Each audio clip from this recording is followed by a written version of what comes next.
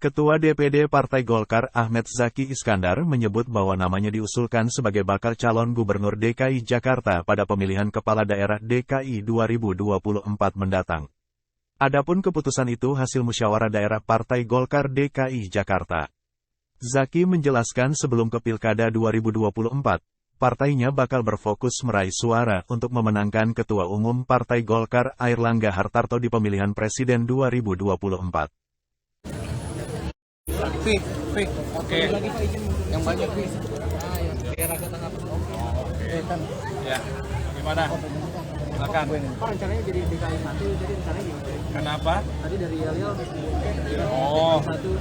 Hasil musda Partai Golkar DKI Jakarta memang mengusulkan nama saya sebagai bakal calon gubernur DKI Jakarta. Tapi sebelum sepertinya banyak sekali Pak Reza Bang Rian ini di DKI Jakarta ya khususnya kita ya. harus Sampai tidak bisa terbendung meraih semangatnya untuk foto bersama pemilu legislatif dan memenangkan Pak Airlangga Hartarto sebagai presiden dari Partai Golkar. Karena 2024 kan didahului oleh pemilu legislatif dan pilpres terlebih dahulu. Baru setelah itu pilkada. Ada lagi yang lain? Pak, tadi ada pesan khusus buat Bang Rian untuk di Dapil 3. Kenapa harus Dapil 3 tuh Pak? Oke, karena kita lihat di Golkar ini ada tim pengkaji untuk para bakal calon anggota legislatif. Nah, hasil dari tim pengkaji ini memang Rian tadinya ada di wilayah timur, tapi dia juga punya kekuatan dan punya potensi di wilayah utara. Maka dari itu kita penempatan dan penugasan Rian nanti di wilayah Dapil 3 di utara ini juga berdasarkan hasil dari kajian dan analisa dari Partai Golkar DKI Jakarta. Pak, untuk persiapan sendiri jadi cagup DKI seperti apa Pak? Persiapannya, pertama sekarang ini konsentrasi lebih dulu untuk memperkuat Partai Golkar di perolehan suara pemilu legislatif 2024 ya. Karena saat ini kan Golkar hanya memiliki 6 kursi dari 106 kursi di DPRD DKI Jakarta. Jadi target kami adalah 12 kursi nantinya. Nah, dari 12 kursi dari 10 dapil ini yang merupakan target kita terlebih dahulu. Setelah itu ada dalam bersamaan juga pemilu presiden yang kita seluruh kader Golkar bertugas dan bertanggung jawab memenangkan Pak Airlangga Hartarto sebagai presiden dari Partai Golkar untuk Republik Indonesia di Pilpres 2024. Nanti di November 2024 baru kita bicara pilkadanya setelah Pilpres dan Pileg. Jadi konsentrasi saya pada saat ini untuk bagaimana memenangkan pemilu legislatif dulu dan pemilu presiden. Ya.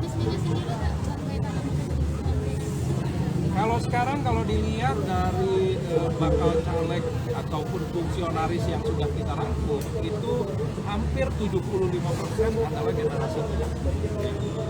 Generasi muda dan Rian salah satu yang menjadi daya tarik kami untuk generasi muda makin percaya dan bisa bergabung dengan partai kita. Saat ini pun kami sudah banyak caleg-caleg kita, bacalek kita yang memang berasal dari generasi 30 tahun ke bawah, bahkan ada yang 20 tahun. Ini juga nanti menjadi sesuatu di mana memang paradigma Golkar yang baru itu membuka ruang jauh ya, kejauhan ya orang dengar ya, jobet.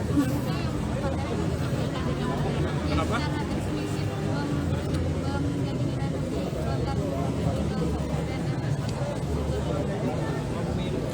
Ini kan lihat kita memang partai yang terbuka, jadi selain Rian juga nanti kita terima kader-kader dari yang lain yang punya potensi dan juga memang memiliki visi yang sama nanti dengan Golkar. Jadi ini yang kita tawarkan di Partai Golkar agar daya tarik ini bisa menjadi magnet bagi mereka yang ingin berkiprah di dunia politik Indonesia. Pak, bocoran dong yang dibawa Mas Rian siapa lagi buat ke Golkar? Tanya Rian aja. Paling tidak kita juga karena partai terbuka, banyak sekali teman-teman yang memang sering diskusi di sini, informal maupun formal ya, apalagi kita melakukan berbagai macam diskusi mengenai Jakarta setelah bukan lagi daerah ibu kota nih. Banyak sekali diskusi yang kita lakukan di sini dan kita mengundang banyak generasi muda agar mereka bisa menyampaikan keinginan mereka, aspirasi mereka Jakarta ke depan seperti apa sih pengennya gitu. Nah ini mungkin dari sana banyak juga yang apa namanya tertarik dan ingin berkiprah di partai. Ya kita tunggu aja. Ya. Tadi kan banyak menyinggung juga Pak soal proporsional terbuka. Sekarang juga sedang uji materinya sedang berlangsung. Obrolan-obrolan internal di Partai Golkar seperti apa sih Pak? Dan tanggapannya mungkin kan ada satu partai di parlemen satu-satunya menolak. Ini kan masalah demokrasi ya. Semua bisa mengeluarkan argumentasinya terkait dengan proporsional terbuka atau proporsional tertutup. Tapi bagi Partai Golkar, proporsional terbuka ini adalah salah satu sistem pemilihan yang sangat demokratis sekali. Karena apa? Seluruh kader yang berada di dalam posisi calon anggota legislatif, mau nomor berapapun, mereka punya peluang yang sama. Nah, ini semangatnya sama dengan semangat Golkar bahwa setiap kader itu memiliki peluang yang sama, memiliki opsi juga, dan sangat memungkinkan bagi mereka yang bekerja untuk masyarakat dan berkomitmen jadi anggota legislatif atau pimpinan daerah. Ini yang memang kita tawarkan pada saat ini. Kalau sistem yang tertutup itu kan nanti kebijakannya dan keputusannya pasti